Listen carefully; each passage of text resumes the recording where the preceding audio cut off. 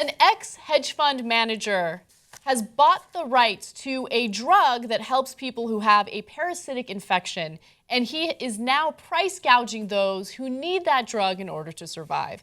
Now, the ex-hedge fund manager here is Martin Shkreli, and he is behind Turing Pharmaceuticals, and he purchased the rights to a 62-year-old drug that's known as Daraprim, used for treating life-threatening parasitic infections, and raised the price overnight from $13.50 per tablet to a whopping $750 per tablet. And then you look at his picture and you realize he looks like he's 12. I didn't realize how young he looks. That's amazing. No, yeah, it's because he's 32. So that, I mean, so let's get to that in a second. Yeah. So first off, I want you to understand the context of this. And let's be fair to the different industries that are involved. So first, let's be fair to the pharmaceutical industry. Sounds interesting, right? Now we're doing a story about how some jerk at a pharmaceutical company did something terrible. But GlaxoSmithKline, which is one of the leading companies in that industry, just in 2009 sold that pill for just $1. Mm-hmm. It's not like back in 1999 or 89 or 59. In 2009, they sold it for $1, right?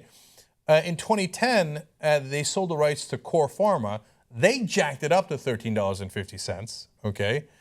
And then this guy buys it and jacks it up from $13.50 to $750. So in a span of 6 years, it goes from $1 to $750. It's crazy. So now, credit to GlaxoSmithKline that had not jacked up the prices. Also, this guy's referred to in all the articles, and we just did it ourselves, as an ex-hedge fund manager. Understand, he's not currently a hedge fund manager. He's the CEO of this particular company. And I talked about his age. He's 32. He's really young. He actually wasn't even in the hedge fund business that long, okay? And how did he become hedge fund, the CEO and all this? It's amazing. You go to the finance world, just grab the money. Yeah, I mean, he robbed people, and we'll get to that in just a second. But I want to give you his excuse for the price gouging. He's claiming that it's not price gouging. No, he's claiming that the reason why they've increased the price per tablet is because they want to raise as much money as possible to find a better drug to treat this condition. However, experts in the field are saying you don't need a better drug. This drug works perfectly fine. And also, if he does create a better drug, do you really think that he's going to sell it at an affordable price? Probably not. He'd probably sell it for $1,500 a pill. I wouldn't be surprised. Now, here's his exact quote. He says, "This isn't the greedy drug company trying to gouge patients. It is us trying to stay in business." Now, let me give you some information. Now, GlaxoSmithKline, by the way, it's not like they're not capitalists. It's not like they don't like profits, right? It's not like they don't know how to stay in business. And they made plenty of profits at $1. And they thought that that was enough to fund their new research and do all the things that they need to do.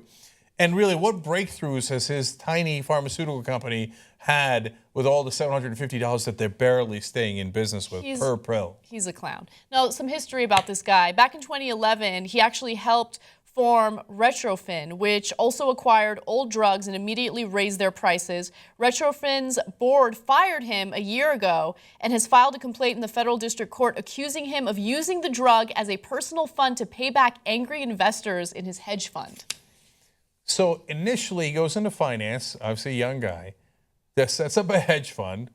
Apparently there are people who are aggrieved there. I mean, whether I don't know if they were actually robbed, but they feel like they were robbed, yeah. Right? And so there's, obviously trying to get the money back in some ways. Then he sets up a drug company, uses that to pay off the people that he screwed over in the hedge fund, allegedly.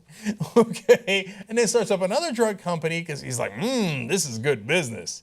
Because you know why? Because if you're afflicted with a parasitic disease, what wouldn't you pay? So he takes people that are at their most vulnerable and says, oh, I got the drug that can help you, but I'm holding it hostage. It's so sick. It's incredible what greed can do to you, where you just have complete disregard for the well-being of human beings because all you want to do is make a buck. He's already a millionaire, right? Like, just why? Why do you have to be so freaking evil? But that's what happens when you're a sociopath. You don't care about other people. You have no empathy whatsoever. So, I don't really believe in the concept of evil, but I do believe in the concept of greed. And here's something I know about greed. It's infinite. There is no end to it. I mean, if he jacked up the price from $13.50 to $50, it would have been outrageous, and he would have made a ton of money. Right? And then, by the way, he probably would have gotten away with it. It probably wouldn't have been a big news story. You couldn't leave it well enough alone at $100, at $250.